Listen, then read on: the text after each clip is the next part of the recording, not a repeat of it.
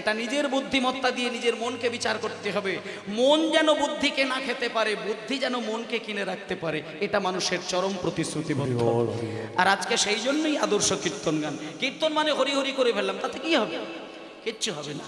হরি হরি করবে তখন যতক্ষণ চলবে, তারপর বাড়িতে গিয়ে কালকে যখন বুধবার এসেছে বন্ধনে টাকা দিতে হবে, তখন তার জ্বালাটা দেখবেন কাকে বলে। পাশের বাড়ির লোককে বলবো, রে 300 টাকা দিবি, তোকে আমি পরের দিনেই দিয়ে দেবো, কালকে আমাকে বন্ধনে টাকা দিতে হবে। সে জ্বালাই জ্বালাই ঝালাপালা। মায়েদেরকে অনুরোধ করছি, বাবা এই সমস্ত ঋণ লোনের দিকে ছুটবেন না। দরকার হলে লঙ্কা পুড়িয়ে ভাত খান। আপনি ভাবছেন হয়তো টাকা নিয়ে দুটো ইট গেঁথে ফেলবেন, আপনার জীবনের শান্তিটা কিন্তু ধ্বংস হয়ে যাচ্ছে। এটা এখানে যারা বন্ধনে যুক্ত আছেন তারা জানেন। আমি প্র্যাকটিক্যাল সত্য কথা বললাম। ঋণ করবেন না, ঋণ করবেন না। জীবন সাজান, দরকার হলে ভগবানের চরণ অমৃত পান করে দিন কাটান, কিচ্ছু দরকার নেই। নিতাই গৌর হরিবোল, গৌর হরিবোল, গৌর হরিবোল। গৌরাঙ্গ মধুর লীলা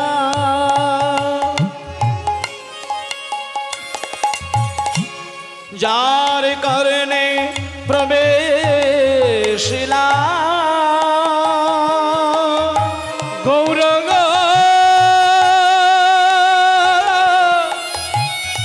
মধুর লীলা, গৌরাঙ্গ মধুর লীলা যারে করলে প্রবেশিল, দয় নির্মল ভেল দয় নির্মল ভেল তার জ্ঞান আধার যায় গো সরে, অজ্ঞানে আধার যায় গো দূরে, আর অজ্ঞান আধার যায় গো সরে। যারা গৌরী লীলা শ্রবণ করে অজ্ঞান আধার যায় গো সরে, গৌরী লীলা শ্রবণ করে অজ্ঞানে আধার যায় গো দূরে, দয় নির্মল ভেল হৃদয় নির্মল ভেল হৃদয় নির্মল ভেল। নিতাই গৌর হরিবোল, গৌর হরিবোল, গৌর হরিবোল, গৌর হরিবোল। ভক্তমণ্ডলী, মায়েরা, আজকে আমরা যাই হোক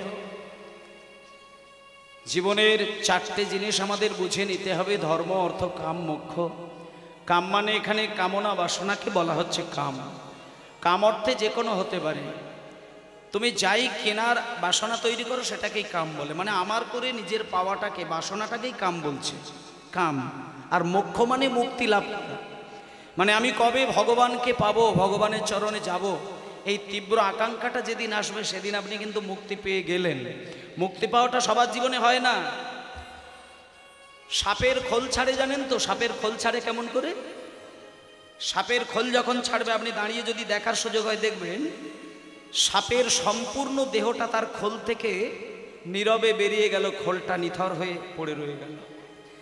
তা যে ভজন পথে সারাটা জীবন একনিষ্ঠভাবে দিন কাটাবে, প্রভুর কৃপা যিনি লাভ করবেন, তার জীবনটা সাপের খোলের মতন করে দিন চলে যাবে।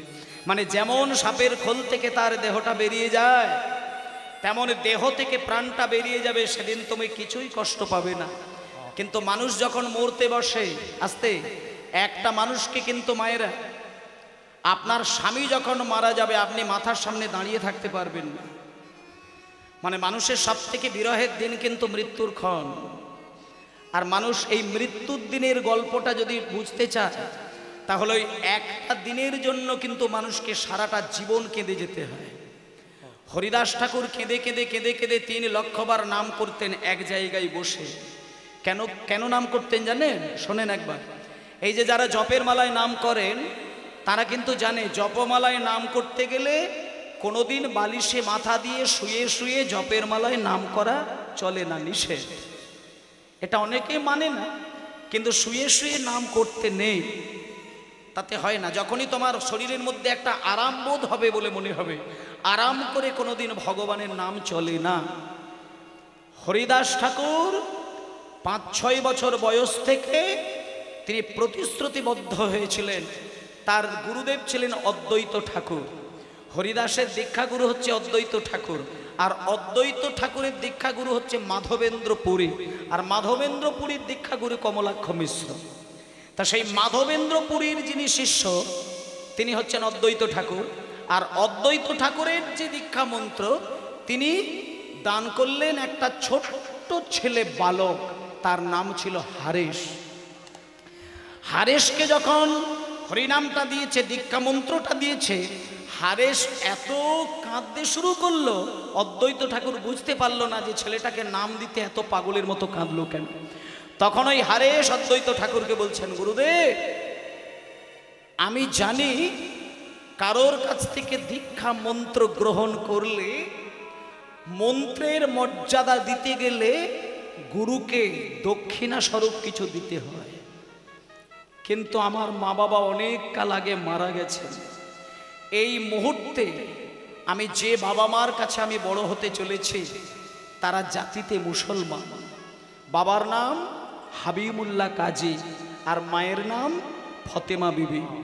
একটা কথা আমি আপনাদের বলে দিচ্ছি, আমি যদিও হরিদাসপালা গাইব না, আমি হারেশের বিষয়টা তুলছি, তার কারণটা হচ্ছে আমাদের চৈতন্যটাকে জাগানোর জন্য একটা পয়েন্ট আপনাদেরকে আমি খাড়া করছি। শোনে, হারেশ যখন একেবারে কোলের ছোট্ট বাচ্চা, ছোট্ট কোলের বাচ্চা, তখনকার দিনে যেমন কয়েক বছর আগে যেমন করোনা পরিস্থিতিতে হাজারে হাজারে মানুষ মারা গেল, এককালে বাংলার মাটিতে মহামারী রোগে এমনও দেখা গিয়েছে গ্রামের 100টা বাড়িতেই কোনো মানুষ আর বেঁচে নেই। তা তখন সেই সময় আস্তে হাবিবুল্লাহ কাজী ছিল 10-12টা গ্রামের একজন কাজী। এখন যেমন 10-12টা গ্রাম নিয়ে গ্রাম পঞ্চায়েত, তখন 10-12টা গ্রাম নিয়ে যার হাতে চলতো তাকে বলা হতো কাজী সাহেব। এই আসতে বাবা কথা না, এবার কাজী সাহেব আবার কার কথাই চলতো, তখন সারা বাংলার যিনি নবাব ছিলেন, নবাব তখন কাজী সাহেবকে চালাতেন। মায়েরা এই সমস্ত ইতিহাসগুলো একটু জেনে যান, যত বেশি ধর্মের ইতিহাস জানবেন তত বেশি ধর্মের প্রতি ভালোবাসা তৈরি হবে। তা না হলে ওই ফিরিং ফিরিং ভালোবাসা, মানে মনের ভেতরের খবর না নিয়ে বাইরের রূপ দেখে যদি ভালোবাসেন, ও ভালোবাসা হালকা বাতাস দিলে উড়ে যায়। কিন্তু আত্মার সঙ্গে আত্মার মিল যদি যখন হবে, সে ভালোবাসা এ জন্ম কেন কোনো জন্মেও ধ্বংস হবে না। তা আপনি যে ভগবানকে ডাকবেন, আপনি ধর্মের ইতিহাসটা আগে দেখুন, আগে দেখুন ইতিহাস কোথায়। আজকে সনাতন ধর্মের মানুষ হরি হরি বলছে, কি সুন্দর ব্যাপার, কিন্তু আপনি জানেন এককালে আপনি আপনার ভগবানের হরি হরি নাম করবেন, আপনার চারিদিকে কিছু পাষণ্ড মানুষ মাঝরাতে ঘুরে বেড়াতো। আপনার বাড়িতে আপনি হরে কৃষ্ণ নাম বললে আপনার দরজা লাথি মেরে ভেঙে দিয়ে আপনাকে ডেকে নিয়ে এসে সবার প্রথমে আপনার জিভটা কেটে দিত। সেদিন মানুষ ভুলে গেছে, সেগুলো ভুলে গিয়েছে। এখনো পর্যন্ত একটা কথা বলে দিই, এখনো পর্যন্ত পৃথিবীতে যতগুলো ধর্ম আছে, কোনো ধর্ম সনাতন ধর্মকে মন থেকে কিন্তু শ্রদ্ধা কেউ করেনি, কেউ করেনি। কিন্তু সনাতন ধর্মের মানুষের মনগুলো কেমন দেখুন, সনাতন ধর্মের মানুষের মন বিশ্বের প্রত্যেকটি মানুষকে ভালোবাসতে শেখায়, কিন্তু অন্য ধর্ম সনাতন ধর্মকে ভালোবাসেন না। তা ভক্তমণ্ডলী মায়েরা, সেই জন্য ইতিহাসগুলো জানতে হবে।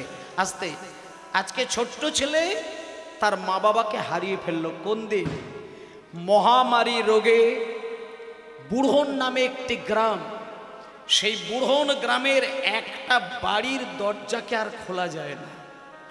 যখন বাইরে থেকে ধাক্কা দিয়ে খুলছে, দেখলো ভেতরে সমস্ত পরিবারের লোকজন কতদিন ধরে মরে পচে আছে তার কোনো খবরই পাওয়া যায় না। এই এক এক করে প্রত্যেকটা বাড়ির খবর নিতে নিতে নিতে নিতে হাবিবুল্লাহ কাজী দেখলেন পশ্চিম দিকের পাড়ার একটা বাড়ির ভেতর থেকে একটা ছেলের কান্নার শব্দ ভেসে আসছে। হাবিবুল্লাহ কাজী ছুটে গিয়ে দরজাটা ভাঙল, ভেঙে দেখলো তার মা বাবা মরে গেছে। মা বাবার মাথার সামনে ছোট্ট একটা ছেলে বুক চাপড়ে কাঁদছেন, তার নাম রাখলো হারেস। ছেলেটা যখন প্রচণ্ড কাঁদছে, এতটুকু কোলের বাচ্চা, হাবিবুল্লাহ কাজী গিয়ে ছেলেটাকে কোলে তুলে নিল। কোলে তুলে নিয়ে ছেলেটার মুখের দিকে দেখে বলছে, ইয়া আল্লাহ, এ খোদা, এ তোমার কেমন মেহেরবানি, সবাইকে তুমি ইন্তেকালের মুখে ঠেলে দিলে, আর একটা শিশুর তুমি জিন্দেগি বকশিস দিলে। এই ছেলেটা তোমার নিশ্চয়ই ইবাদত করবে, নিশ্চয়ই খিদমত করবে। ছেলেটাকে কোলে করে নিয়ে হাবিবুল্লাহ কাজী তার বিবির কাছে এলেন, আর তার বিবির নাম হচ্ছে ফতেমা বিবি। ফতেমা বিবির কাছে এসে ছেলেটাকে দৌড়িয়ে বলছে, ফতেমা, তুমি যেমন বদনাসিব, তোমার কপাল খারাপ, তোমার কপালে খোদা কোনো ছেলে মেয়ে লেখেনি, আর এই ছেলেটা দেখো, এও বদনাসিব, এরও কপাল খারাপ, এর জীবন থেকে মা বাবা হারিয়ে গেছে। তাই ফতেমা, তুমি এক কাজ করো, এই ছেলেটাকে তুমি তোমার কোলে তুলে নাও, হিন্দু হোক মুসলমান হোক দেখার দরকার নেই, এ তো ছোট্ট ছেলে, এ এখনো জাতির মধ্যে ওঠে না, তুমি বরং এই ছেলেটাকেই তোমার সন্তান মনে করে তুমি মানুষ করো। সঙ্গে সঙ্গে মামা বলিয়া শিশু কাঁদিতে লাগিল, মামা বলিয়া শেষ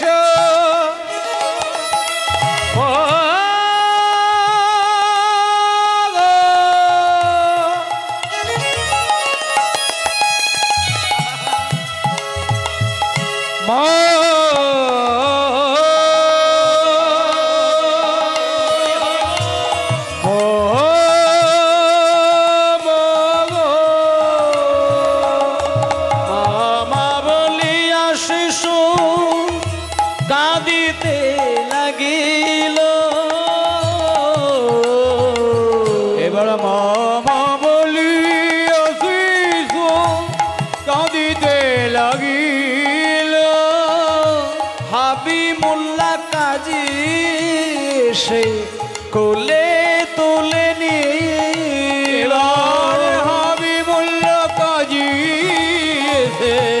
কোলে তুলে নিল, ফতেমা বিবির কোলে সমর্পণ করিল, ফতেমা বিবির কোলে সমর্পণ করিল। মায়েরা, ফতেমা বিবির কোলে, মায়েরা আস্তে আস্তে আস্তে, ফতেমা বিবির কোলে যখন ছোট্ট ছেলেটাকে কোলে তুলে নিয়েছে, একটা কথা বলে দিচ্ছি, একটুখানি এখানটা বলা হলো না, হরিদাসের জন্ম বৃত্তান্তের মধ্যে কিন্তু দুটো মত আছে। কেউ বলে তিনি মুসলমানের ঘরে জন্ম নিয়েছিলেন, কেউ বলে হিন্দুদের ঘরে জন্ম নিয়েছিলেন। আচ্ছা, আমি দুটোর পরিচয়টাই আপনাদের বলে দিচ্ছি।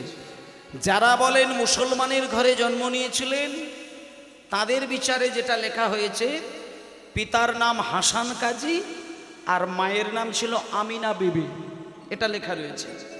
আর কোন মানে ব্যক্তিরা বলেছেন যে না, উনি ব্রাহ্মণের ঘরে জন্ম নিয়েছিলেন, কিন্তু পরে মুসলমানের অন্নে প্রতিপালিত হয়েছিলেন।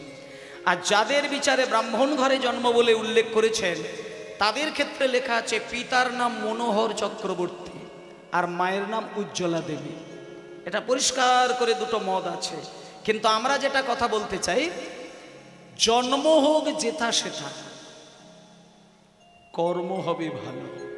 জন্ম নিয়ে দেখার দরকার নেই, তার কর্মটাকে দেখতে হবে।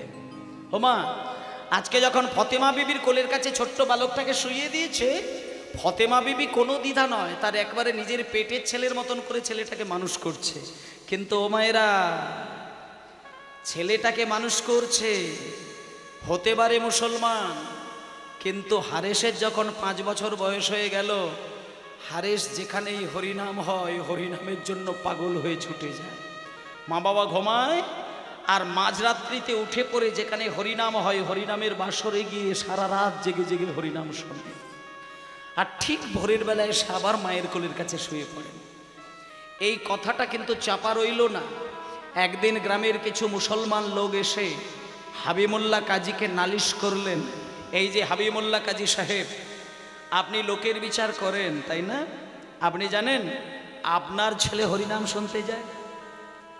আপনি লোকের বিচার করেন, আপনার ছেলের বিচারটা করুন। যখনই লোকের কথা শুনলেন যে আমার ছেলে হরিনাম শুনতে যায়, তখন ওই ছোট্ট ছেলে 5 বছর বয়স হাবিবুল্লাহ কাজী তাকে ছড়ি ধরিয়ে বললেন, হারেশ, শুনলাম তুই নাকি হিন্দুদের ধর্ম অনুষ্ঠানে গিয়ে হিন্দুদের কথা শুনিস।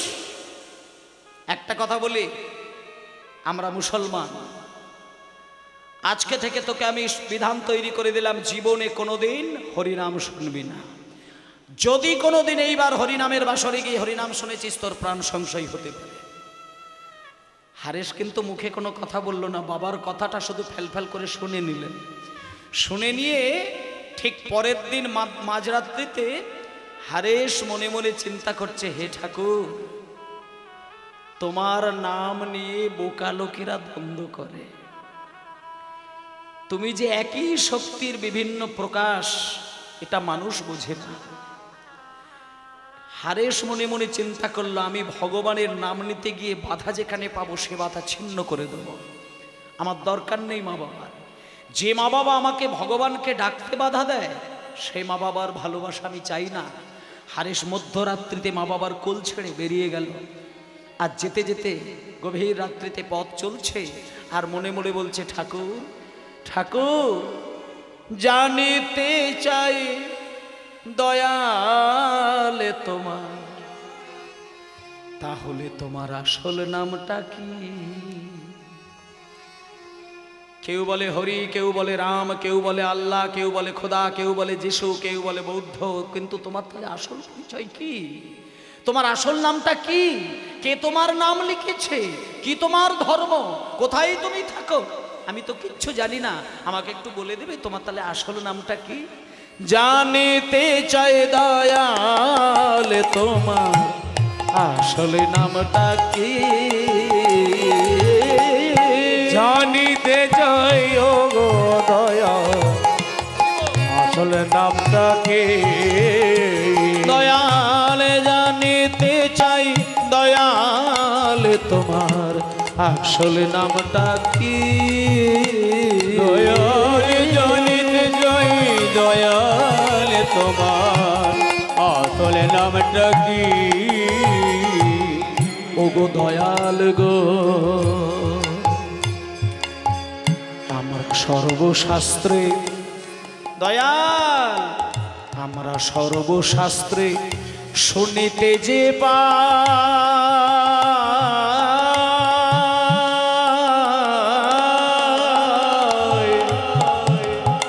ও গো দয়ালে তোমার নাকি পিতা মাতা নাই। তাহলে দয়াল তোমার নামকরণ কে করিল বসে ভাবি তাই? দয়াল তোমার নামে করণ কে করেছিল বুঝি গো তোমার নাম কিবা আর ধামে কিবা, তোমার নামে কেব দয়াল হরি হে হরি হরি হরি হরি ও গো প্রাণ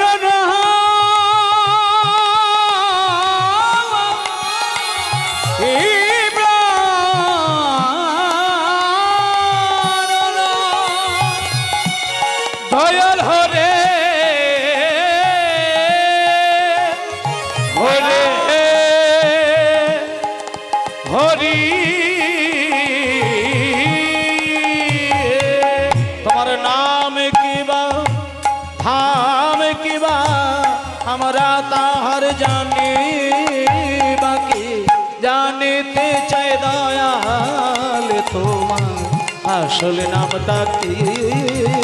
দয়াল জানিতে চাই দয়াল তোমার আসল নামটা কি? জানিতে চাই তোমার দয়াল আসল নামটা কি?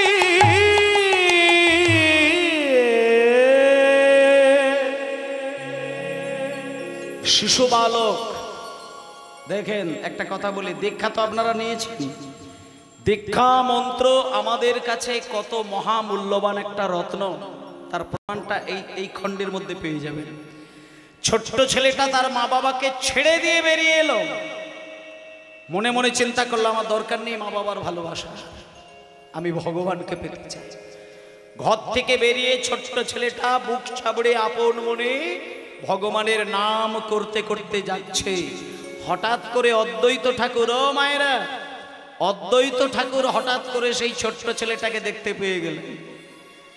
ছোট্ট ছেলেটাকে দেখতে পেয়ে বলছে, এই খোকা, হ্যাঁ রে, কাছে আয়, কাছে আয়, কি নাম তোর?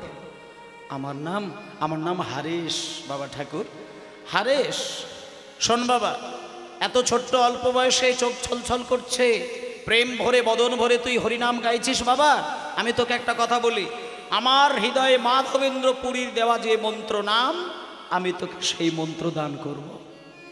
সেই অদ্বৈত ঠাকুর আজকে হারেশকে দীক্ষা মন্ত্র দান করলেন, এবং দীক্ষা মন্ত্র দান করে যেই দিয়েছে, সঙ্গে সঙ্গে বাচ্চা ছেলেটা অদ্বৈত ঠাকুরের চরণ জড়িয়ে ধরল।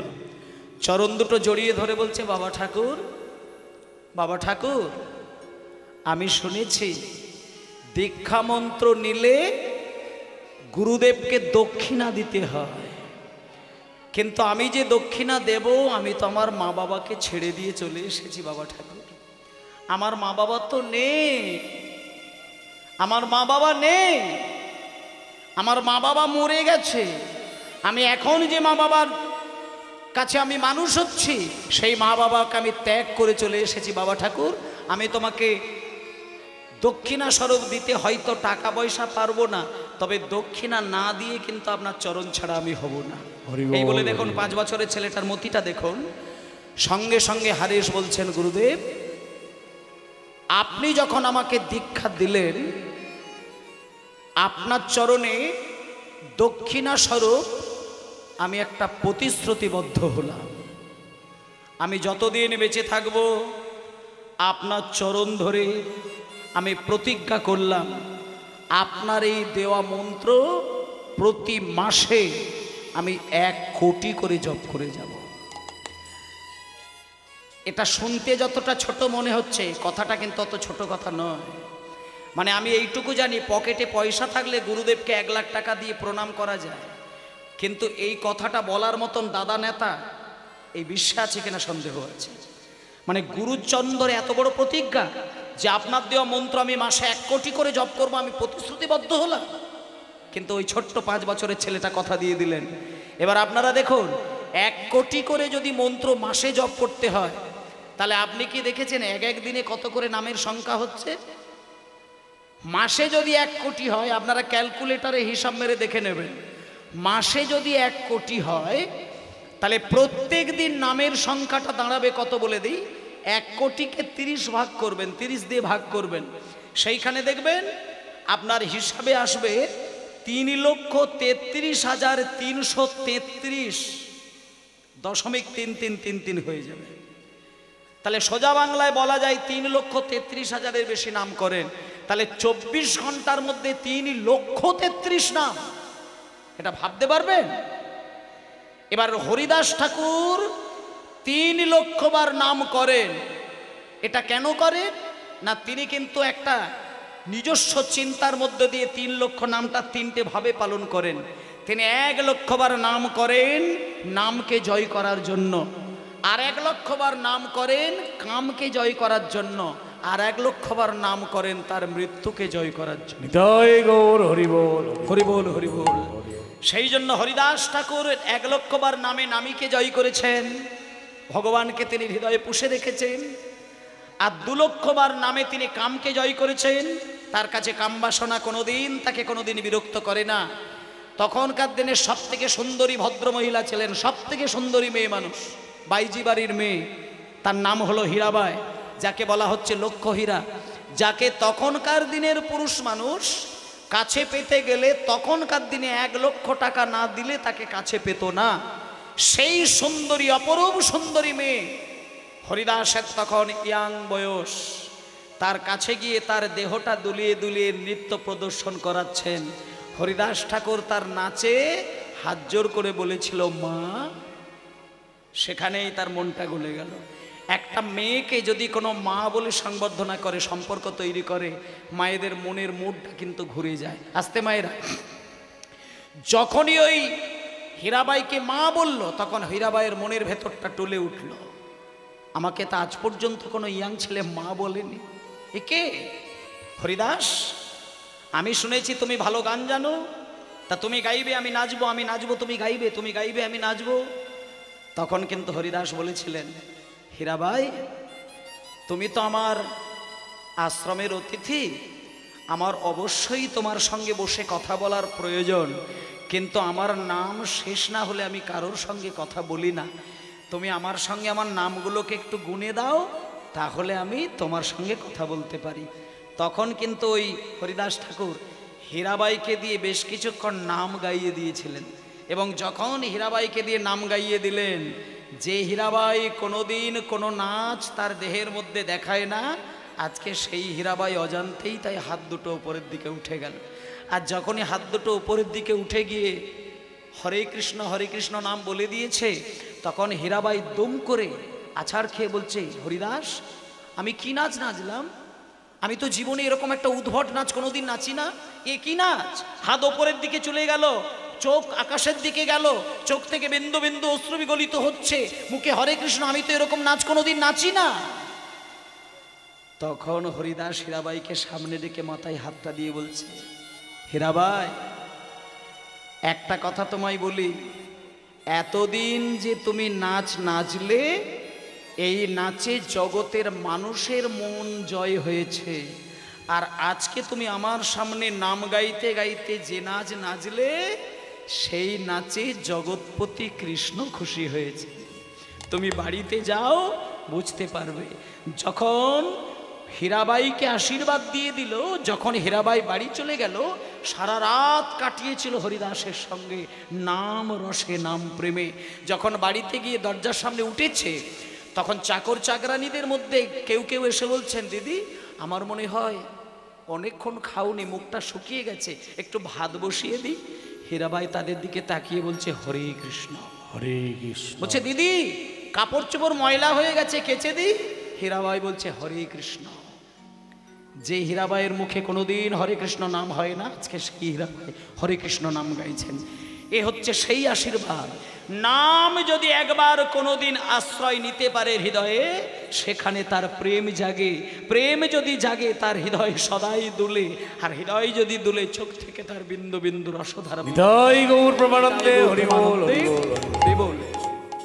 এটা নামের মহিমা।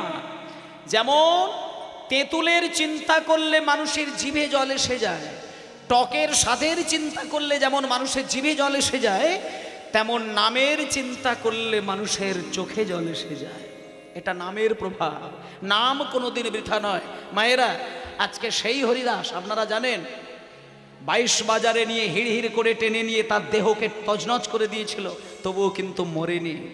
কিন্তু মায়েদের একটা কথা বলি, যদি আপনি কলিযুগের মানুষ হয়ে থাকেন, যদি কলিযুগে আপনি নামকে একবার আশ্রয় করে নিতে পারেন, আপনাকে কিন্তু হরিদাসের মতো যন্ত্রণা পেতে হবে। হরিদাসকে 22 বাজারে বেত্রাঘাত করে দেহকে টুকরো টুকরো করার মতন করে বেতের আঘাত করেছিলেন। সর্ব অঙ্গ কেটে কেটে রক্ত ঝরছে, তাকে নিয়ে গঙ্গায় ভাসিয়ে দিয়েছিলেন। অনেকগুলো বছর পরে হরিদাসের দেহটাকে অদ্বৈত ঠাকুর জলের মধ্যে ভাসতে দেখেছিলেন। দেহটাকে হাঁকড় মাকড় করে তুলে নিয়ে কোলে করে শুইয়ে দিয়ে তার প্রাণ ফিরিয়ে দিয়েছিলেন। আসলে তো হরিদাস মরেনি, কুম্ভক করেছিলেন। অদ্বৈত ঠাকুর দেখলো হরিদাসকে মেরেছে। হরিদাস, কে তোমায় বেতের আঘাত করেছে? হরিদাস কোনো রকমে কষ্ট করে বসে গুরুদেবকে বলছেন, গুরুদেব আমাকে তো কেউ মারেনি, আমাকে কেউ আঘাত করে না, তবে এগুলো কিসের দাগ? তখন হরিদাস কি বলছে দেখুন, মানে সাধক হলে তার ভেতরে চিন্তাটা কি হয়। হরিদাসকে সর্ব অঙ্গে বেতের আঘাত করে তাকে অজ্ঞান করে দিয়েছে, তবুও কিন্তু গুরুদেবকে বলছেন, গুরুদেব আমাকে কেউ বেতের আঘাত করে না, কেউ ছড়ির আঘাত করে না, কেউ আমায় মারে না। আমি কলিযুগের মানুষ তো, একটুখানি কলিযুগে দাঁড়িয়ে নাম করেছিলাম বলে কলির জীব আমাকে নামের অলংকার পরিয়ে দিয়েছে, কেউ মারে না। তাই এই কলিযুগে কেউ যদি হৃদয় ভরে প্রাণ ভরে প্রেম ভরে হরিদাসের মতো নাম রসে নিজেকে ডুবতে পারে, হয়তো ছড়ির আঘাতে তাকে আঘাত না করলেও কথায় বাক্যবাণে তার হৃদয়কে কিন্তু তজনজ করে দেবে। হরি বল। এটা সেই কলির যুগ। আপনি যদি জপের মালায় নাম করে বাজারে ঘোরেন, বাক্যবাণে আপনার হৃদয়কে ধ্বংস করবে। আপনি যদি তিলক সভা করে নাম করেন, এই সনাতন ধর্মের মানুষ আপনাকে বাক্যবাণে আপনাকে রক্তপাত ঘটিয়ে দেবে। এটাই হচ্ছে কলির ধর্ম। কিন্তু মায়েরা, চৈতন্যদেবের কীর্তন গানে সেই জন্য একটা কথা বলেছে, তোমাকে কিছু করতে লাগবে না, তুমি শুধু বৈষ্ণবকে দেখলে তাকে শুধু সম্মান দেবে, তুমি পরম বৈষ্ণবের কৃপা লাভ করবে। আজকে সেই হরিদাস শেষের দিনে চলে গেল কোথায়? হরিদাসের অনেক পরে চৈতন্যদেবের জন্ম হলো। চৈতন্যদেব যখন জন্ম নিল, চৈতন্যদেব যখন সন্ন্যাসী হলো, তখন সেই হরিদাসকে নিয়ে চলে গেছিলেন পুরীধামে। এবার আপনাদেরকে একটা কথা বলে দিচ্ছি, পুরীধামে যদি আপনারা যান, সিদ্ধ বকুল গাছ বলে একটা গাছ আছে, সেই সিদ্ধ বকুল গাছের তলায় হরিদাস যতগুলো দিন বেঁচেছিলেন, একভাবে সেই বকুল গাছের তলায় তিনি প্রত্যেক দিন 3 লক্ষ বার করে নাম জপ করেছিলেন। ও মায়েরা, 3 লক্ষ বার করে হরিদাস নাম করেছিলেন। কিন্তু একটা দুঃখের বিষয়, মানে আমাদের কাছে খুব ভাবার বিষয়, যে ব্যক্তি 3 লক্ষ বার নাম করে, যে ব্যক্তিকে চৈতন্যদেব সবসময় গিয়ে জড়িয়ে ধরে কাঁদে, সেই ব্যক্তি কোনোদিন জগন্নাথের মন্দিরে গিয়ে কোনোদিন জগন্নাথ দেব দর্শন করেননি। মহাপ্রভু 1000 বার বলেছিল হরিদাসকে, হরিদাস তুমি আমার সঙ্গে চলো, আমি জগন্নাথের সামনে তোমাকে জগন্নাথ দেব দর্শন করাবো। হরিদাস বারবার কেঁদে কেঁদে বলেছিল, প্রভু আমি যবনরাজের ঘরে জন্ম নিয়েছি, আমি জগন্নাথ দেব দর্শন করার নয়ন আমি এখনো তৈরি করতে পারি না, আমি জগন্নাথের কাছে বসে জগন্নাথ দেব দর্শন করার মতো আমার ভাগ্য এখনো হয়নি, আমার হৃদয়, আমার মন, আমার মস্তিষ্ক অপরাধে ভরা, আমি যাব না। এই বলে একাসনে বসে সিদ্ধ বকুল গাছের তলায় দাঁড়িয়ে এক দিনের মধ্যে 3 লক্ষ বার নাম জপ করেন। কিন্তু মায়েরা, যে হরিদাস জীবনে কোনো দিন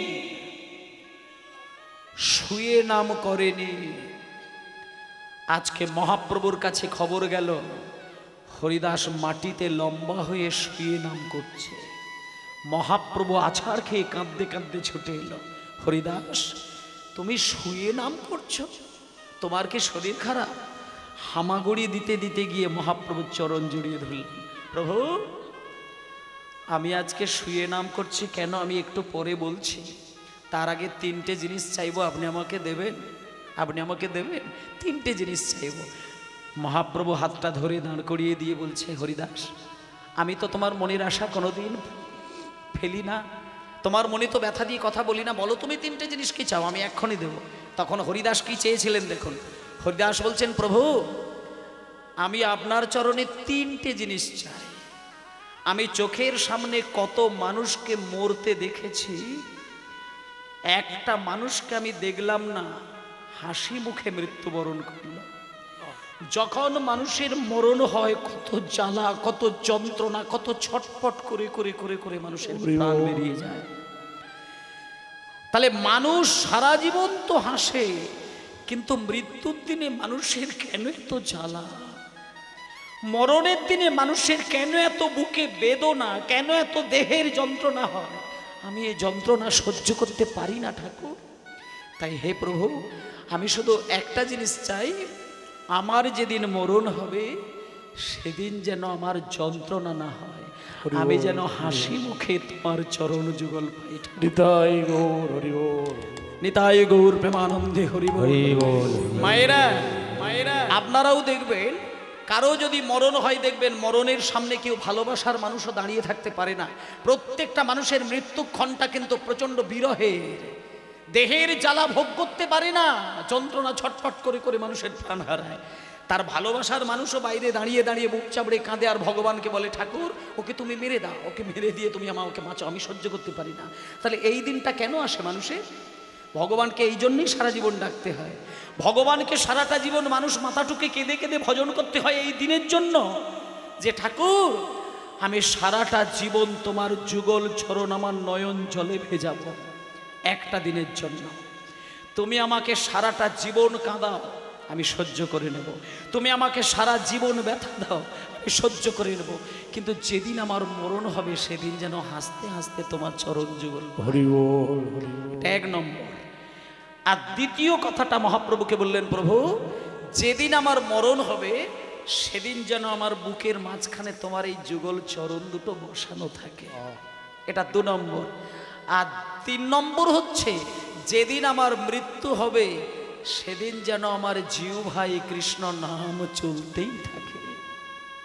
তাহলে মরণের দিনে মুখে থাকবে কৃষ্ণ নাম, মরণের দিনে মুখে থাকবে হাসি, আর মরণের দিনে হৃদয়ে থাকবে ভগবানের যুগল চরণ।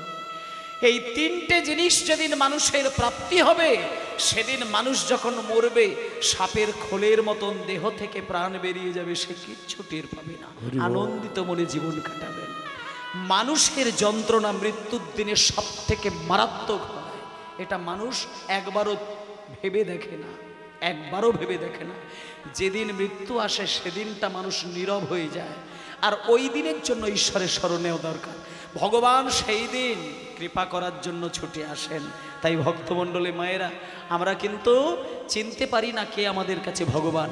জীবের নিস্তার লাগি নন্দসুত হরি, ভুবনে প্রকাশ হন গুরু রূপ ধরি। হরি বল, হরি বল।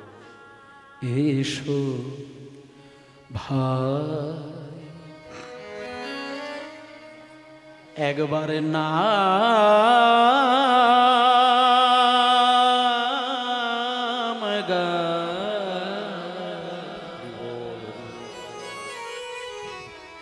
কৃষ্ণ নাম হরি নাম। এসো নিতাই গৌর প্রেমানন্দে হরি বল। নামে গা কৃষ্ণ নাম হরি নাম। চরাচরে বল হরি, চরাচরে বল হরি, বল নাম মধুর নাম কৃষ্ণ নাম হরি নাম। চরাচরে বল হরি, বল না মধুরী না কৃষ্ণ না হরি না। চরাচরে বল হরি, বল নাম মধুর নাম কৃষ্ণ নাম হরি নাম। চরাচরে বল হরি, বল না হরি না কৃষ্ণ না মধুর না। ভাই গান গাই কৃষ্ণ হরি নাম। এই তো ভয় নাম গাই কৃষ্ণ নাম হরি নাম। এসো ভয় নামি গাই কৃষ্ণ নাম হরি নাম। হরি বল, হরি বল, হরি বল, হরি বল, হরি বল, হরি বল। আজকে আমরাও কিন্তু মনে মনে সেই রকমই একটা চিন্তার মধ্য দিয়ে কিন্তু জীবনটা কাটাবো। কারণ ঈশ্বরের সঙ্গে মানুষের সম্পর্ক না থাকলে মানুষ কোনোদিন নিজেকে সাজাতে জানেন না। নিজের মনের চিন্তাটাকে যত বেশি পরিশুদ্ধ রাখতে পারবে সে তত তার আবেগটা মিষ্টি রাখতে পারবে। ভক্তিটা কি জিনিস? এই যে আমরা বলি, একটা সোজা বাংলায় বলি যে ভক্তি থাকলেই ভগবানকে পাওয়া যায়। ভক্তিটা কি? ভক্তিটা হচ্ছে নিজের হৃদয়ের ভেতরে থাকা অফুরন্ত একটা সমিষ্ট আবেগ। সেই সমিষ্ট আবেগটাকেই ভক্তি বলে, যে সমিষ্ট আবেগ অন্যকে ভালো রাখার জন্য নয়। আপনি যদি সমিষ্ট আবেগটা আপনার হৃদয়ের মধ্যে পরিষ্কার রাখতে পারেন, তাতে করে কে ভালো থাকলো জানি না, আপনি কিন্তু মধুরভাবে জীবন কাটাবেন। একটা ভক্ত কোনোদিন যন্ত্রণা পায় না। একটা প্রেমিক যে ঈশ্বরের প্রতি প্রীতি নিয়ে চলে, সে কোনোদিন যন্ত্রণা পায় না। কারণ এই প্রকৃতিতে ত্রিতাপ জ্বালাটা তাকেই স্পর্শ করে যার আবেগটা তেতো হয়, যার ভেতরে একটা সুন্দর সমিষ্ট মাধুর্যপূর্ণ অফুরন্ত আবেগ থাকে। তাকে এই প্রকৃতির কোনো রকম কোনো অশুভ শক্তি তাকে স্পর্শ করতে পারেন না। নিজের আবেগে নিজে যখন আনন্দ থাকে, তখন অনায়াসেই সে গোবিন্দকে আনন্দ দিতে পারেন। কারণ একটা কথা আমি বলে দিই আপনাদের, নিজে যদি ভালো না থাকা যায়, সে কোনোদিন গোবিন্দ সেবায় লাগতে পারে না। যন্ত্রণা নিয়ে গোবিন্দের কাছে কাঁদা যায় না, ব্যথা নিয়ে কোনোদিন গোবিন্দের কাছে কাঁদা যায় না। আপনি যখন ভগবানের সেবা দিতে গিয়ে, মায়েরা তুলসী তলায় প্রদীপ দিতে গিয়ে আমি অনেক মা জননীদের দেখেছি, সন্ধ্যাবেলায় তুলসী তলায় প্রদীপ দেওয়ার পরে প্রদীপটা রাখে, তারপর 3 বার শঙ্খধ্বনি করে, আর ঠাকুরের কাছে দাঁড়িয়ে দাঁড়িয়ে কিছু না কিছু বলতে বলতে বলতে বলতে চোখ থেকে জল গড়ায়। কিন্তু একটা জিনিস আপনাদেরকে আমি প্রমাণ দিয়ে দিই, কোনোদিন যদি ঈশ্বরকে ডাকতে গিয়ে বা মন্দিরে বসে ভগবানকে কিছু জানাতে গিয়ে বা সন্ধ্যা দিতে গিয়ে যদি আপনি ভগবানের দিকে তাকিয়ে তাকিয়ে কেঁদে ওঠেন, আপনি যদি দেখেন আপনার চোখের জলটা সেই মুহূর্তে হালকা গরম জল, বা জলটা যদি জিভের ওপরে পড়ে তাতে যদি কোনো স্বাদ থাকে, নোনা স্বাদ থাকে, তাহলে জানবেন আপনি মায়ার কোনো যন্ত্রণার কথা মনে পড়ে গিয়ে কিন্তু আপনি কাঁদলেন। হয় কারো স্বামী হারিয়ে গেছে, তা না হলে সন্তান হারিয়ে গেছে, তা না হলে জমি জায়গা হারিয়ে গেছে, বিষয় সম্পত্তি হারিয়ে গেছে, কোনো না কোনো বিরহটা তার সেই মুহূর্তে মনে পড়েছে। তাই সেটা সে মনে করে নিজেকে ধরে রাখতে পারে না, ভগবানের কাছে এসে কেঁদে উঠেছেন। কিন্তু একটা কথা বলে দে, আপনি যখন ওই মায়ার কান্নায় কাঁদবেন, ভগবান কিন্তু আপনার ওই কান্নাটা কিন্তু ভালোবাসবে না। যে বেশি মায়া কান্নায় কাঁদে, ভগবান তাকে আরো বেশি মায়া জালে কাঁদায়। কোনো মায়ের জীবন থেকে যদি একটা ছেলেকে সরিয়ে নিয়ে একবার কাঁদাতে পারে, ভগবান দেখা যায় তার আরো 5টা ছেলেকে মেরে দেয়, তাকে আরো বেশি খাঁটি করে নেয়, আরো বেশি স্বচ্ছ করে নেয়। মায়া কান্না কাঁদলে তার কান্না ভোলা, তাকে ভগবান কান্না ভোলায় না, কারণ সেই মায়া কান্না ভগবান পছন্দ করেন না। ভগবান শুধু চায় প্রেমের কান্না। প্রেমের কান্না যেদিন চোখ থেকে আসবে, সেদিন সেই জলটা হবে বরফের মতো ঠান্ডা জল। আর ভক্তির জলে কোনো স্বাদ থাকে নাকি? প্রেমের কান্নায় কোনো নোনা স্বাদ থাকে? নোনা জল মানেই তো মায়া জল। যেটা ভক্তির জল হবে, সেই জলের কোনো স্বাদ নেই। পবিত্র জল, স্বচ্ছ জল, যেটা সরাসরি গোবিন্দের চরণ ধৌত করে দিতে পারে। আর যেদিনকে আপনি প্রেমের জালে কাঁদবেন, সেদিন আপনি চাইবেন? চাইতে পারে না। যে প্রেমের জালে কাঁদে, সে দিয়ে পাগল হয়, দিয়ে ভিখারি হয়, চাইতে সে ভুলে যায়। ভালোবাসার প্রতিদান, ভালোবাসার জন্য যদি কেউ ভালোবাসে, 2টি ভাবে মানুষকে ভালোবাসা যায়। কেউ যদি স্বার্থে ভালোবাসে, সেটাকে প্রেম বলে না। আর যদি ভালোবাসবো বলে ভালোবাসে, দেখবেন তাকে দিলে আনন্দ হয়, তার থেকে নিলে পরে তার কিছু আনন্দ হয় না। যেটা রাধারানী কৃষ্ণকে ভালোবেসেছিলেন, কোনো দিন সে কৃষ্ণের থেকে চাইবে আশা করেননি। দিতে দিতে দিতে দিতে দিতে দিতে দিতে দিতে রাধারানী নিঃস্ব হয়ে গেছে, নিঃস্ব হয়ে গেছে, একেবারে ভিখারিণী হয়ে গেছেন। তবুও কিন্তু কৃষ্ণ বারবার তার কাছে এসে একটা জিনিস চাইতো। রাধারানীর কাছে এসে কৃষ্ণ বারবার চাইছে, ও মায়েরা একটা কথা আপনাদের বলি, একটা ভিখারি সকাল থেকে ভিক্ষে করে, তার স্বামী অন্ধ, স্ত্রী ভিক্ষা করে, 4টে ছেলে, খাবার তুলে দিতে পারে না, বড় কঠিন পথ। সারাদিন ভিক্ষে করে দুপুর পর্যন্ত সামান্য যদি কিছু চাল পায়, সেটা সে ফুটিয়ে কোনো রকমে ভাত তৈরি করে সেটাই তারা 5 জনে 6 জনে মিলে খায়। কিন্তু ওমা একদিনকে সামান্য কটা চাল পেয়েছে, ভিখারি জঙ্গল পথে চালের ঝুড়িটা দেখছে আর হাউ হাউ করে কাঁদছে। এতগুলো চাল ফোটালে যতগুলি ভাত হবে সেটা স্বামীর পেট ভরাবো কি করে, আর 4 সন্তানের পেট ভরাবো কি করে। ভিখারি প্রচণ্ড কান্নাকাটি করছে, কাঁদতে কাঁদতে মনে মনে চিন্তা করছে আমি না হয় আজকে ফ্যান খেয়ে দিনটা কাটিয়ে দেবো, কিন্তু স্বামীরও খাবার দিতে হবে, ছেলেদেরও খাবার দিতে হবে। কাঁদতে কাঁদতে ভিখারি বাড়ি আসছে, হঠাৎ করে জঙ্গল পথে একটা অদ্ভুত দৃশ্য দেখতে পেলেন। দেখলেন একটা সোনার রথ, তার ভেতরে একজন রাজা মণিমাণিক্য ছড়াতে ছড়াতে আনন্দিত মনে সামনের দিকে এগিয়ে আসছেন। এবার ওই ভিখারিনী মনে মনে চিন্তা করছে যাক বাবা, আজকে আমার জীবনটা মনে হয় একটু বদলে যাবে। এতদিন আমি ভিখারি ছিলাম, আজকে মনে হয় আর আমার ভিখারি হওয়া দশা থাকবে না। ওই তো রাজা মশাইকে দেখছি দুহাত ভরে মণিমাণিক্য ছড়াচ্ছে, তা রাজা তো আমারই পাশ দিয়ে যাবে। রাজা যখন এই দিকে এক মুঠো মণি ছড়িয়ে দেবে, হিরে ছড়িয়ে দেবে, মুক্ত ছড়িয়ে দেবে, আমি তখন আঁচল পেতে দাঁড়াবো। আর এক মুঠো যদি হিরে আমার কাছে পড়ে যায়, আমার আর ভিখারির দশা থাকবে না, এবার আমিও রাজা হয়ে যাব।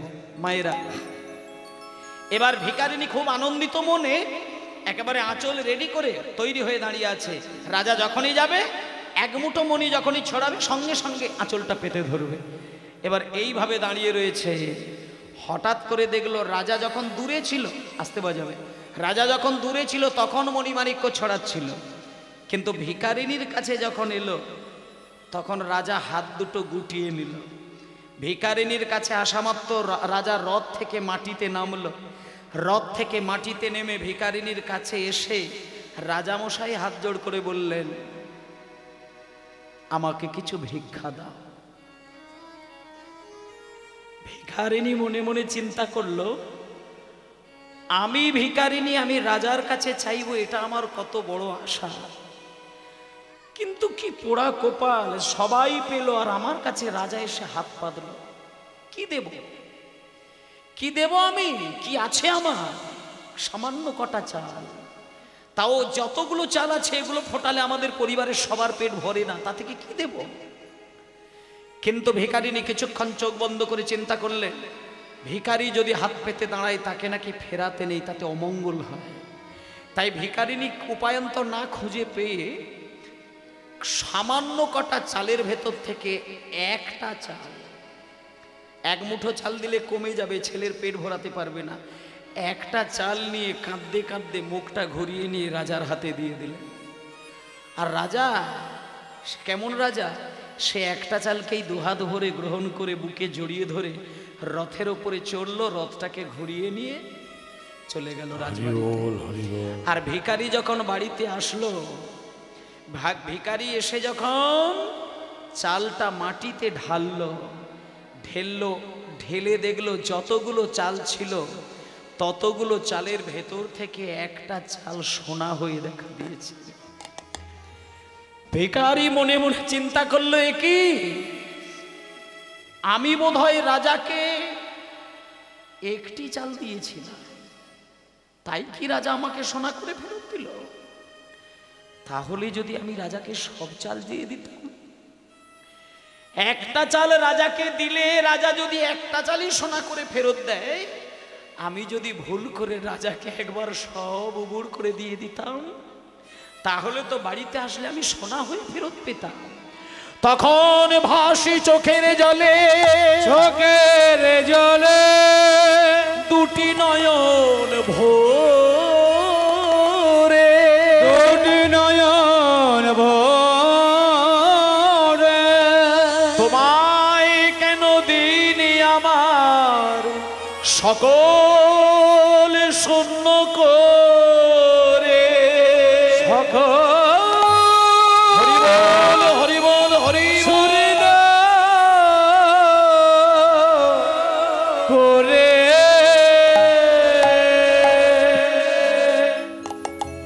ভক্তমণ্ডলী, মা বাবা, আজকে যে ভিখারি, এই ভিখারি কেউ নয়, আমরা প্রত্যেকেই কিন্তু ভিখারি। আমরা যা কিছু পাই সেটা আমাদের কোনোদিন মনও ভরে না, পেটও ভরে না, কিন্তু যখন কেউ এসে হাত পাতে তাকে দিতে গেলে মনে হয় আমাদের কমে যায়। সেই জন্য এখানে তত্ত্বের মধ্যে শিক্ষা দিয়েছে, এখানে রাজা হচ্ছেন ভগবান শ্রীকৃষ্ণ আর আমরা হলো পথের ভিখারি। কিন্তু কেউ যদি ভক্তি ভরে সেই কৃষ্ণচন্দ্রকে কেউ তার সমস্ত ডালাকে উজাড় করে দিতে পারে, তত্ত্বের দিকে বলছে তুমি চিন্তা করো না, গোবিন্দ চরণে তুমি যেটা দেবে ভগবান তোমাকে আরো বেশি উজাড় করে দিয়ে দেবে। হরি বল, হরি বল। ভগবান বলেছেন আমার নাম নিতে গিয়ে যদি ভক্ত 10 ফোঁটা নয়নের জলে কাঁদে, আমি ভগবান হয়ে তার হৃদয় মন্দিরে বসে 100 ফোঁটা নয়নের জলে আমি তার নাম ধরে কাঁদি। ভগবানের নাম বলতে বলতে কেউ যদি 10 পা এগিয়ে যায়, বিষ্ণুলোক থেকে ভগবান 10,000 পা এগিয়ে হাত বাড়িয়ে তাকে গ্রহণ করে নেয়। তাই ভক্তমণ্ডলী মায়েরা, ঈশ্বরকে ঈশ্বরের জায়গা নয়, ঈশ্বর আপনার কাছে স্রষ্টা। পুতুলের মতন করে তার হাতের মাঝখানে মাটির ডালার মতন করে তোমাকে গড়েছে, পারলে সে তোমাকে প্রলয় ঘটিয়ে ধ্বংস করে দিতে পারে। তোমাকে সৃষ্টির মালিক তিনি, ধ্বংসের মালিক তিনি, জীবনকে চালানোর মালিক তিনি। তুমি শুধু তার কথা ভাবো, সে তোমার কথা ভাববে। ভক্তি ভরে তাকে ডাকলে সে তোমাকে রাজাই করিয়ে দেবে, ছাড়া আর কিছু নয়। তাই চলুন আমরা সবাই মিলে একটুখানি প্রেমানন্দে প্রেমানন্দে মেতে হরি বলো, হরি নামের বন্যা যে এলো। হরি হরি প্রেমানন্দে মেতে হরি বলো, হরি নামের বন্যা যে এলো। প্রেমানন্দে মেতে হরি বলো, হরি নামের বন্যা যে এলো। এমন বন্যা দেখি নাই সুগনাতে তলা, এমন বন্যা দেখি নয় শুকনাতে তলা। এমন বন্যা দেখি নাই সুগনাতে তলা, এমন বন্যা দেখি নাই শুকনায় তলা। বন্যা দেখি নয় শুকনাতে তলা। ডুবলো নদের পুরুষ নারী জাতের বিচার নাই। এবারে ডুবলো নদীর পুরুষ নারী জাতের বিচার নাই। ঠাকুর হরিদাস, ঠাকুর হরিদাস কাজীর ছেলে, সে বুঝি ডুবে গেল। হরিদাস কাজীর ছেলে, সে বুঝি ডুবে গেল।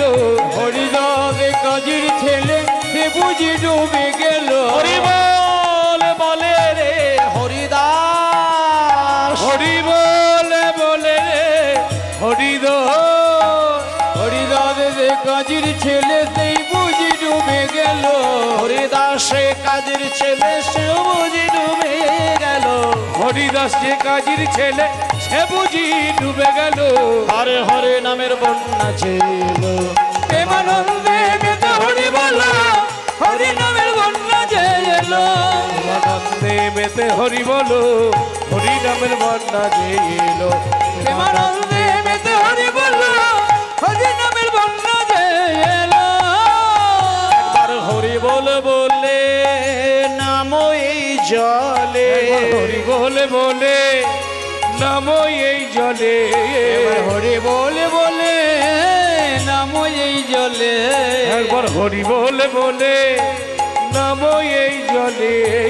ডুববে যে জন পাবে রতন সন্তোষ তাই বলে, ডুববে যে জন পাবে রতন সন্তোষ তাই বলে।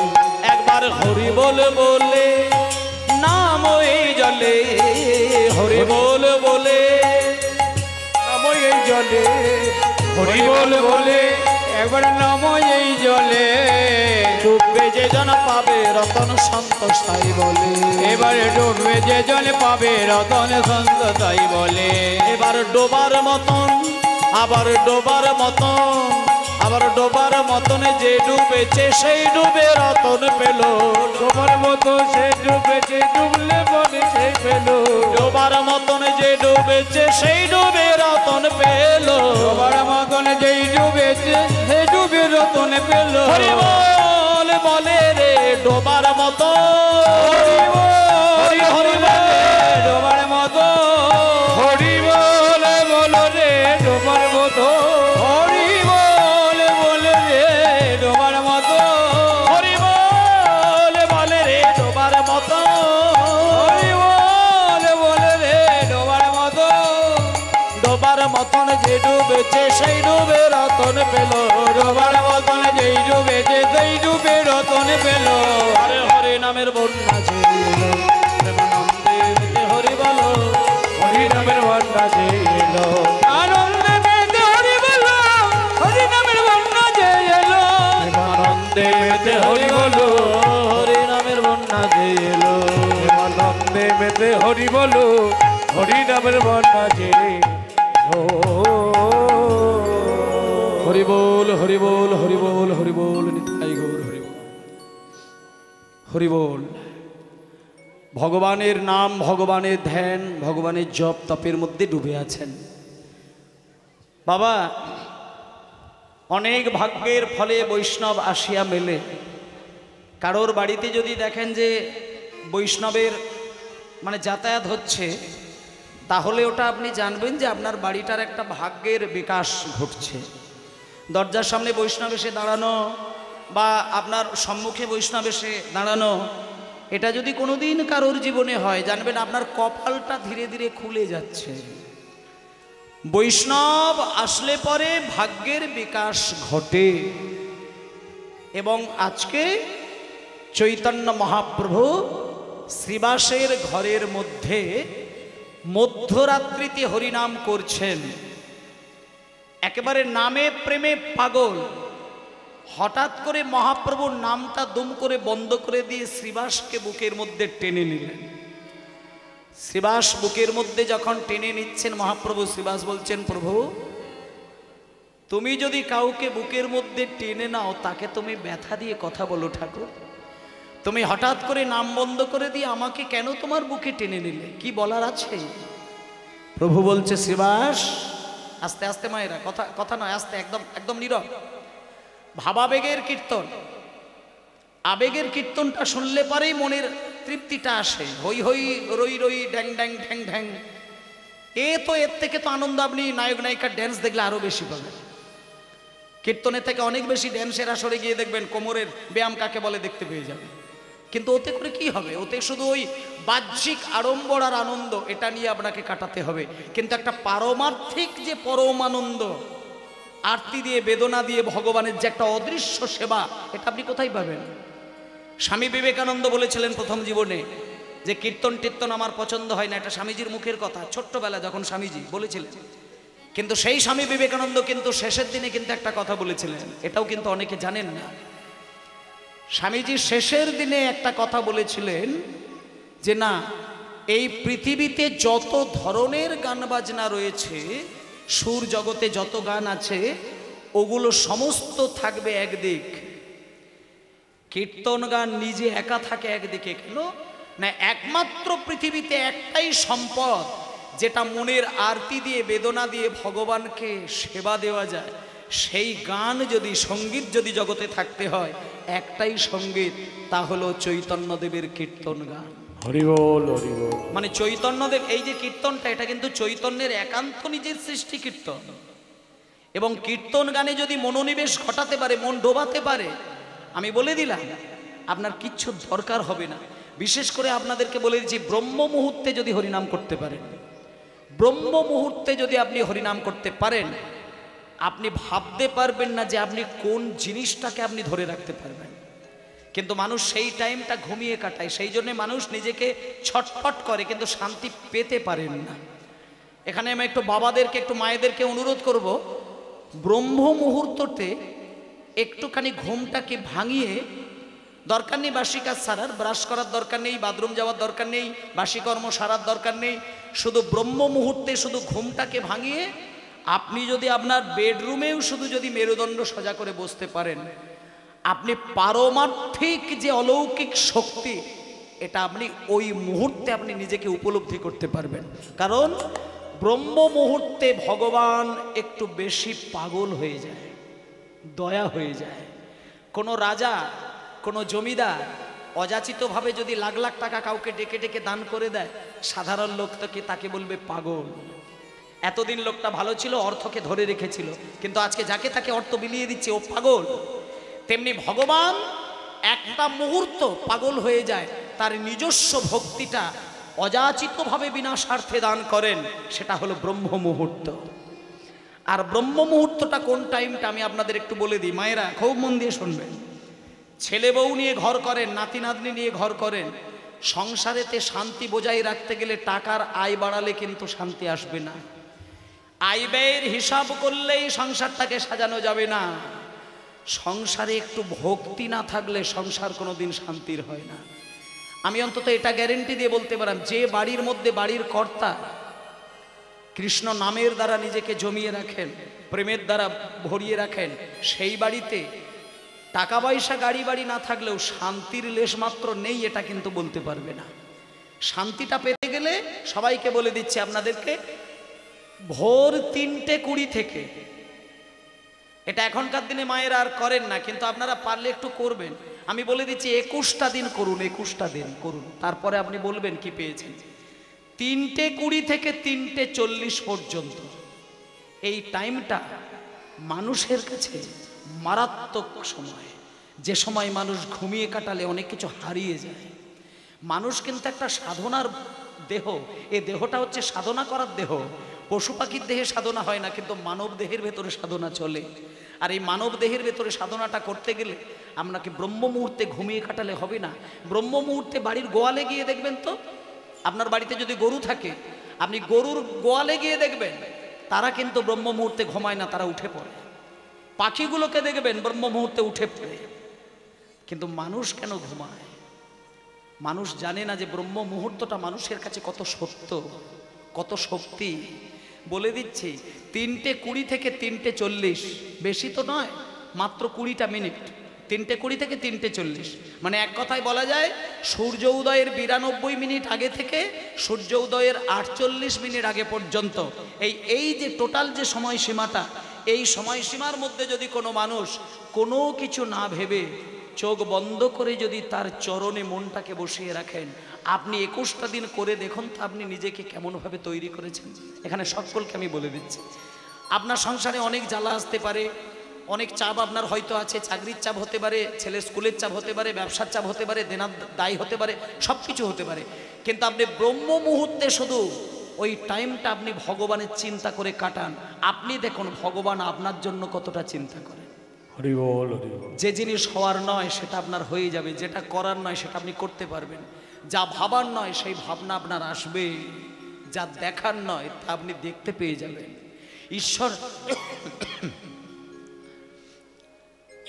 ঈশ্বর যদি কাউকে কৃপা করে, অসম্ভবকে সম্ভব করে তুলতে ঈশ্বরের একটা সেকেন্ড সময় নেয় না।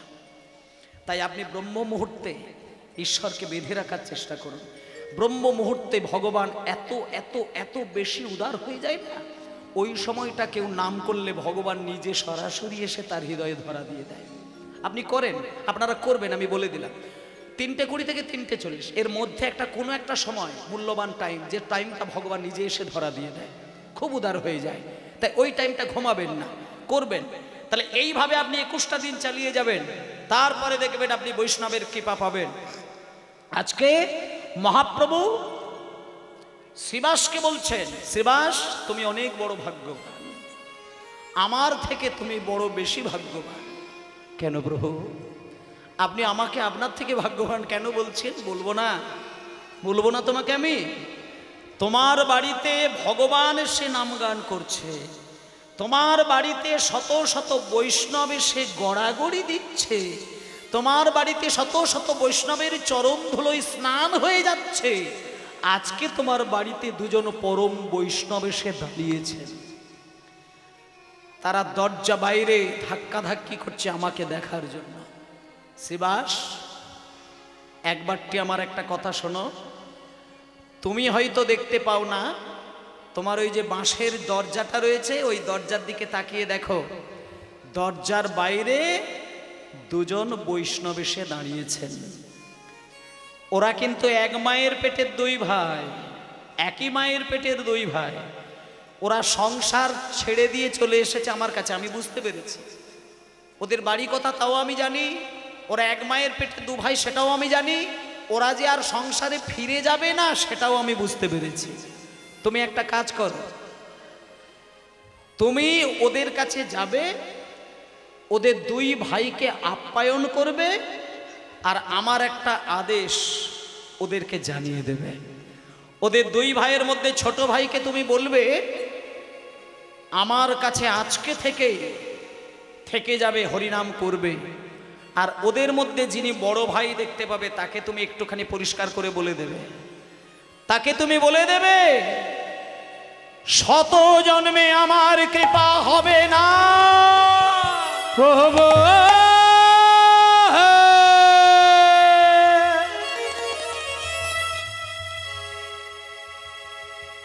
প্রভু, মায়েরা একটু ভালো করে ধ্যান দিয়ে শোনেন।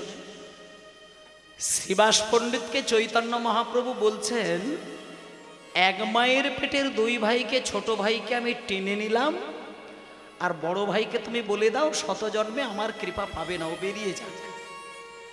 শ্রীবাস পণ্ডিতের মনটা কিন্তু খুব নরম। শ্রীবাস খুব নরম মনের মানুষ, কাউকে ব্যথা দিয়ে শ্রীবাস কোনোদিন কথা বলে না। কিন্তু আজকে যখন এই মহাপ্রভুর কথাটা বলতে হবে, এটা শুনে যে ব্যথা পাবে তাতেই শ্রীবাস কেঁদে উঠেছেন। শ্রীবাস মহাপ্রভুকে বলছেন, প্রভু একটা কথা আপনাকে বলি, একই মায়ের পেটের দুই ভাই আপনার কাছে এসে দাঁড়ালো, আপনি ছোট ভাইকে টেনে নেবেন, বড় ভাইকে বলবেন শত জন্মে কৃপা হবে না। আমার তো মনে হয় এটা অন্যায় হয়ে যাচ্ছে। শ্রীবাস, আমার আচরণের সমালোচনা তোমায় আমি করতে বলিনি। আমার কোনটা দোষ, কোনটা ভুল, কোনটা ঠিক, এটা ধরার জন্য আমি তোমাকে রাখি না। শোনো শ্রীবাস, আমি যেটা বলছি সেটা তুমি করবে, এর বাইরে কোনো কথা বলবে না। বাবা একটা কথা বলি, ভদ্রলোক যারা হয়, মহৎ ব্যক্তি যারা হয়, তাদের হৃদয়টা কেমন হয় জানেন? শাস্ত্রে বলছে যারা মহৎ ব্যক্তি হয় তাদের হৃদয়টা, মানে তাদের মনটা কেমন হয় দেখুন।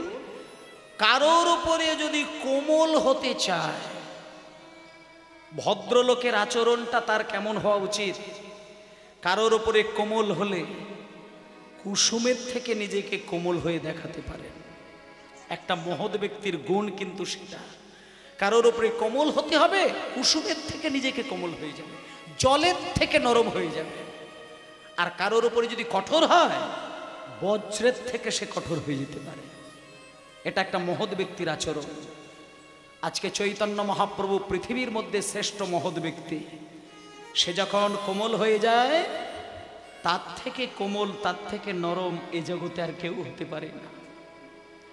আর যখন রেগে ওঠে, মহাপ্রভুকে সামলাবে এমন শক্তি জগতে থাকে না।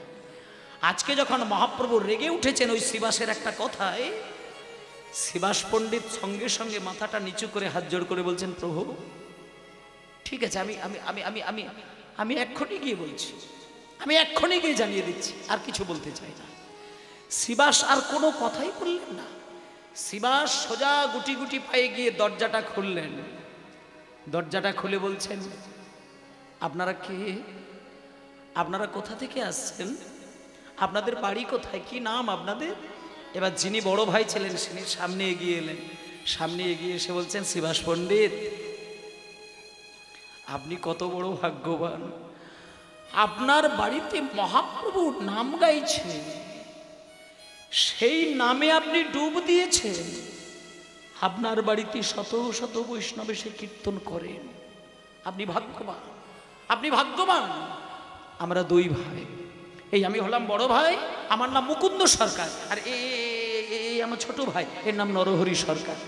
শ্রীবাস পণ্ডিত, ঠিক আছে, আমাদের দুই ভাইকে, আমরা সেই বর্ধমানের শ্রীখণ্ড থেকে এসেছি, আমি মুকুন্দ আর আমার এই ছোট ভাই নরহরি, আমরা না আর সংসারে থাকতে চাই না। আমরা সারা জীবন মহাপ্রভুর চরণ সেবা করব, মহাপ্রভুর সঙ্গে থাকবো, হরিনাম করব, হরিনাম গাইব। আমাদের দুই ভাইকে একটু ভেতরে নিয়ে যাবেন, মহাপ্রভুর সঙ্গে একটু পরিচয় করিয়ে দেবেন।